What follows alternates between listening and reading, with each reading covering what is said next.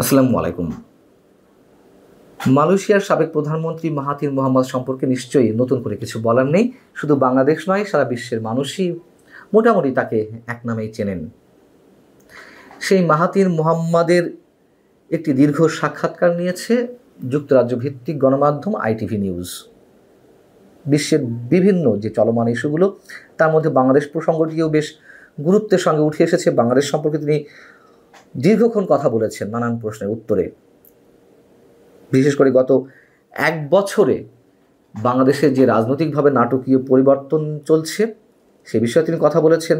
রোহিঙ্গা ইস্যুতে এবং ASEAN-এর সদস্য হওয়ার জন্য বাংলাদেশ যে চেষ্টা করছে সে বিষয়ে তিনি কথা বলেছেন। তবে রাজনৈতিক বিষয়ে কথা বলতে গিয়ে তিনি যে বক্তব্য দিয়েছেন, যে উত্তর দিয়েছেন, তার মধ্যে মোটামুটি দুটি বিষয় গুরুত্বের সঙ্গে আমাদের সামনে উপস্থিত হতে পারে।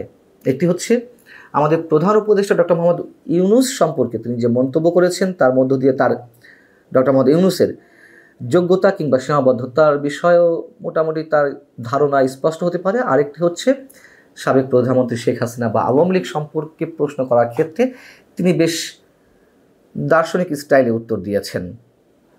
কেন সরাসরি মন্তব্য করলেন না, সেই বিষয়ে আমরা নিজেদের মধ্যে উত্তর পেতে পারি যদি তার বক্তব্যটি হুবহু তার আপনাদের সামনে উপস্থাপন করা যায়। ডক্টর মোহাম্মদ ইউনূস সম্পর্কে মন্তব্য করতে গিয়ে তিনি বলছেন, তিনি নিঃসন্দেহে একজন ভালো মানুষ, বড় মাপের মানুষ। তিনি নোবেল পুরস্কার পাওয়ার যোগ্য, তার কারণ তিনি দীর্ঘদিন দরিদ্র মানুষের জন্য কাজ করেছেন। এটি তার দেখার জায়গা থেকে তিনি বলেছেন। কিন্তু তিনি বলছেন ডক্টর মোহাম্মদ ইউনূস কিন্তু পলিটিশিয়ান নন, এ বিষয়ে তার কোনো চর্চাও নেই। এবং এই কথা বলার পরপরই তিনি বলছেন বাংলাদেশ এই মুহূর্তে ক্রান্তিকাল অতিক্রম করছে।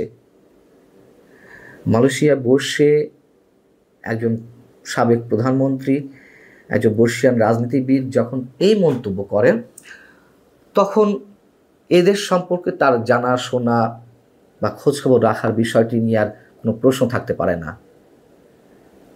তিনি উদ্বেগ প্রকাশ করেছেন বাংলাদেশের চলমান পরিস্থিতি নিয়ে এবং তিনি বলছেন হাসিনাকে উৎখাত করার ব্যাপারে জনগণ ঐক্যবদ্ধ ছিল, কিন্তু তারা কি ধরনের সরকার গঠন করতে চলেছে তা নিয়ে তারা ঐক্যবদ্ধ নয়। আমরা সাম্প্রতিক সময়ে যা কিছু নিয়ে আলোচনা করছি তার এই ছোট্ট মন্তব্যের মধ্য দিয়ে একেবারে পরিষ্কার। ডক্টর মোহাম্মদ ইউনূস দাবি করছেন বিভিন্ন আন্তর্জাতিক গণমাধ্যমে সাক্ষাৎকার দেওয়ার সময় তিনি বলছেন যে তিনি বাংলাদেশের মানুষকে ইউনাইটেড করার চেষ্টা করছেন, কিন্তু বাংলাদেশের মানুষ যে কত ভয়ঙ্করভাবে বিভক্তির মধ্যে চলে গেছে সেটা তো আমরা বুঝতে পারছি। মাহাথির মোহাম্মদ বলছেন প্রত্যেকে চায় তার নিজস্ব ধারণার সমগ্র দেশ গ্রহণ করুক, অর্থাৎ বাংলাদেশের রাজনীতিবিদদের ক্ষেত্রে বা রাজনৈতিক দলের ক্ষেত্রে তিনি মন্তব্য করছেন। এবং এটি একটি প্রধানতম সমস্যা, গুরুতর সমস্যা। যারা ঐক্যবদ্ধ ছিল তাদের মধ্যে এখন দ্বন্দ্ব রয়েছে এবং এই দ্বন্দ্ব, এই মতানৈক্য যে বাংলাদেশকে গভীর সংকট থেকে আরও সংকটময় মুহূর্তে নিয়ে যাচ্ছে, সংকটময় পর্যায়ে নিয়ে যাচ্ছে, সেই বিষয়ে তিনি তুলে ধরার চেষ্টা করেছেন। এর চেয়ে তার খোলাসা করে বলার কিছু নেই। তার কাছে প্রশ্ন ছিল আওয়ামী লীগ সম্পর্কে এবং শেখ হাসিনা সম্পর্কে। প্রশ্ন ছিল এরকম যে আগামী বছর বাংলাদেশ যখন নতুন নির্বাচনের দিকে এগিয়ে যাচ্ছে তখন আওয়ামী লীগের ভবিষ্যৎ ভূমিকা নিয়ে বিতর্ক রয়েছে। এক দশকেরও বেশি সময় ধরে বাংলাদেশের রাজনীতিতে আধিপত্য বিস্তারকারী দলটিকে কি নির্বাচনে অংশগ্রহণের অনুমতি দেওয়া উচিত? এই প্রশ্নের সরাসরি কোনো উত্তর তিনি দেননি। হতে পারে একজন বর্ষিয়ান রাজনীতিবিদ আর এক দেশ সম্পর্কে কূটনৈতিক সুলভভাবে তিনি উত্তরটি দিয়েছেন, তিনি অশোভনীয় কোনো মন্তব্য করতে চাননি, অথবা তিনি বর্তমান সরকারের বিরুদ্ধে স্ট্রেট কিছু বলতে চাননি। কিছু একটা হবে তো। তিনি যেটি বলছেন এটি গণতন্ত্রের সমস্যা। মানুষ সবসময় সেরাটি বেছে নেয় না, কখনো না কখনো তারা ভুল করে, ভুল লোকদের বেছে নেয়।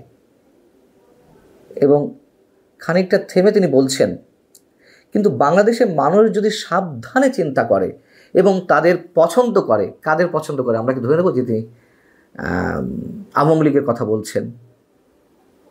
ঠিক জানি না।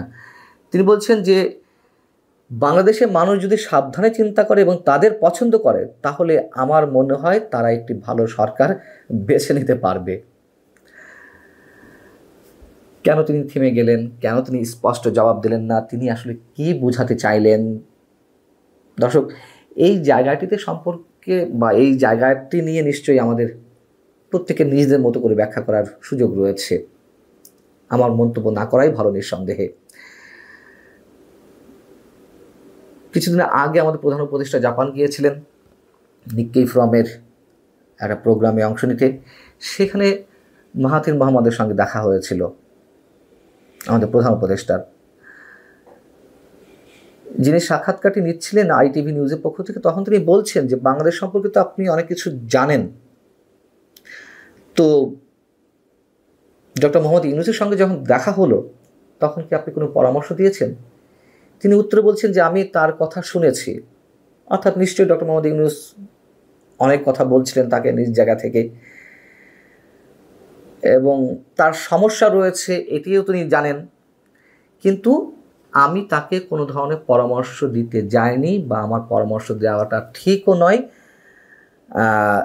এবং আমি নিজেকে তেমনটা মনে করি না যে বাংলাদেশের শাসন ব্যবস্থা কোন দিকে নিয়ে যাওয়া উচিত। এই মন্তব্য করা তার জন্য খুবই যুক্তিসঙ্গত, এবং তিনি বলছেন যে আমি এর যোগ্য নয়। একজন উদার মানুষ নিশ্চয়ই এই ধরনের মন্তব্যই করেন।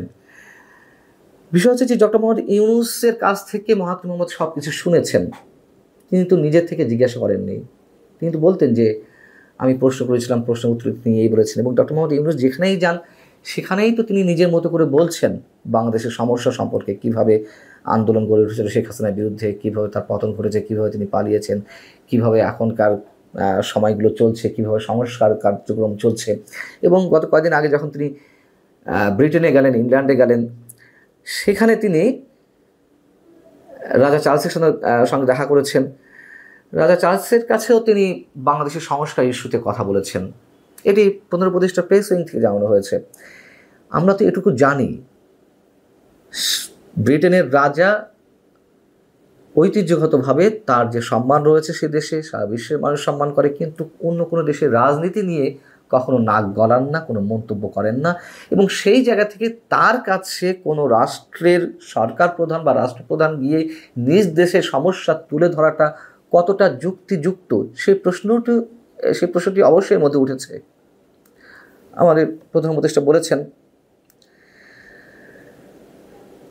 ডক্টর মোহাম্মদ ইউনূস নিঃসন্দেহে একজন যোগ্য ব্যক্তি, আমরা মনে করি, এখনও মনে করি তার কাজের ক্ষেত্রে।